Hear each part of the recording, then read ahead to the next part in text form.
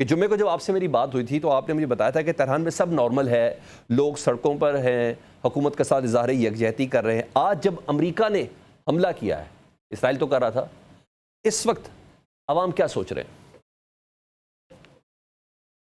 जी सलमान भाई, मैं आपको बताऊं, शायद यकीन ना आए, शायद बहस लगे, लेकिन क्या करूं, झूठ भी नहीं बोल सकते, मजबूरी मजबूरी है, काम करना है अपना।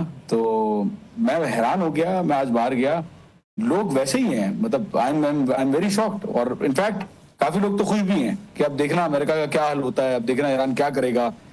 तो यार कंप्लीटली आई वुड से हैरान कौन जो है, शायद आपको लगे कि यार ये अपनी तरफ से बना रहा है, but this is the truth. And मैं काफी हैरान हुआ देख के कि लोग ट्रम्प के अटैक के बाद और ज्यादा जो है वो आ गए कि भाई अब देखो क्या होता है, अब तो खत्म, अब तो अमेरिका ने अपनी गलती की और अमेरिका भी ऐसा नुकसान खाएगा कि उसको पता नहीं है।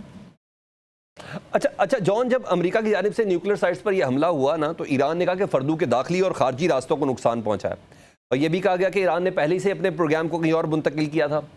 आपके पास इस हवाले से क्या खबर है? जी, जराये के मुताबिक मुझे पता चला है 16 और 17 जून को, सॉरी, हाँ 16 और 17 जून को आई बिलीव इन्होंने अपना जो स्टॉक पाइल है इनरिच्ड वो मूव कर लिया था फोर्डो से on an towards an undisclosed location. और उसके साथ साथ ये भी बताया जा रहा है कि 20 जून को इन्होंने जो एंट्रेंस और एग्जिट है उसके अंदर 16 ट्रक्स मंगवा के, अगर मैं शायद आप कंफर्म कर लीजिएगा दूसरी सोर्सेज से भी, 16 ट्रक्स मंगवा के रेत भर दी थी एंट्रेंस और एग्जिट के टनल्स में, इम्पैक्ट को मिनिमाइज करने के लिए। तो बिल्कुल सही बात है, डैमेज मिनिमल हुआ है और कहा ही जा रहा है गवर्नमेंट की तरफ से। और जो मैंने अपनी भी मुख्तलिफ जगहों से जो देखा है, न्यूज़ पे भी देखा है, लोकल न्यूज़ पे भी देखा है, तो मुझे कोई ऐसी वीडियो नज़र नहीं आई जिसमें बाकायदा नज़र आ रहा हो कि फोर्डो को कोई बहुत ज़्यादा नुकसान पहुंचा है। ना ही लोकल रेजिडेंट जो कुम में रहते हैं, ना ही उन्होंने कोई ऐसा बताया कि कोई हौलनाक आवाजें आई हो या कोई अर्थक्वेक फील हुआ हो, या 20,000 किलोग्राम का बम मारना कोई जीबीयू बॉम्बर जो है वो छोटी बात नहीं है। तो लोग भी यही कह रहे थे कि कोई ऐसा महसूस नहीं हुआ। ना ही रेडिएशन लीक है, बिल्कुल नॉर्मल है, क्योंकि रेडिएशन लीक होती तो इवैक्यूएट करा रही होती गवर्नमेंट, भले बता नहीं रही होती कि रेडिएशन लीक हुआ है, लेकिन इवैक्यूएट जरूर करा रही होती। तो लग ऐसा ही रहा है कि यार सब कुछ जो है वो बिल्कुल फोर्डो को मिनिमल डैमेज हुआ है। And at the same time Iran जो है वो अपनी इजराइल के खिलाफ ऑपरेशंस कंटिन्यू रखा हुआ है अभी तक। तो लेट्स सी। अच्छा जॉन, ये जो 3 साइट्स हैं, फर्दू, नेतन्ज और इस्फहान को, इसके आसपास का जरा थोड़ा महल्ले वकू बताइएगा, आबादी है इस इलाके में, क्या है? एक तो कुम के करीब है शायद। जी देखिए, कुम के पास है फर्दू। फर्दू जो है वो कुम और तेहरान के हाईवे के बिल्कुल साथ ही मेहराब इंडस्ट्रियल कॉम्प्लेक्स के पीछे बना हुआ है फर्दू। बाकी इस्फहान में भी, इस्फहान एक कल्चरल सिटी है, हेरिटेज उनकी पुरानी है, वहाँ पे भी था। और कुम और इस्फहान दोनों के इलाकों में से कोई ऐसी रिपोर्ट्स नहीं आ रही कि किसी को नुकसान पहुंचा हो। लोकल मीडिया ऑब्वियसली मैंने देखा है यहाँ पे, और इंटरनल जो प्रेस की जो हमें आती है, मैसेजेस आते हैं ग्रुप्स पे, तो उस पर भी यही लिखा हुआ है कि कोई लोगों ने जो है वो कोई डैमेज नहीं सस्टेन किया। आबादी तो जाहिर है वहाँ रहती है बहुत बड़ी तादाद में। कुम एक रिलीजियस सिटी भी है, वहाँ पे बहुत सारे मौलाना भी रहते हैं, और बहुत सारे जो वहाँ पे यूनिवर्सिटी, जो इनका रिलीजियस इदारा है अल मुस्तफ़ा यूनिवर्सिटी, वहाँ पे मुकामी रहते हैं बहुत सारे। तो उनसे भी मैंने खबरें ली लोकल से, वो भी कह रहे हैं कि कोई नुकसान नहीं हुआ है। और यूएस ने सिर्फ फर्दों पे स्ट्राइक किया है B-2 बॉम्बर्स के साथ, जबकि जो दूसरी फैसिलिटीज हैं नतंज और इस्फहान की, उसके ऊपर टोमाहॉक मिसाइल्स मारी हैं।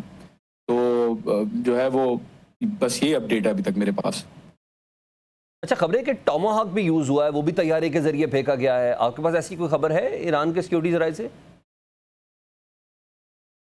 नहीं, टोमाहॉक जो मिसाइल्स लॉन्च की हैं वो उन्होंने बाय द सी, जो इंटरनेशनल वाटर्स हैं वहां से लॉन्च की हैं।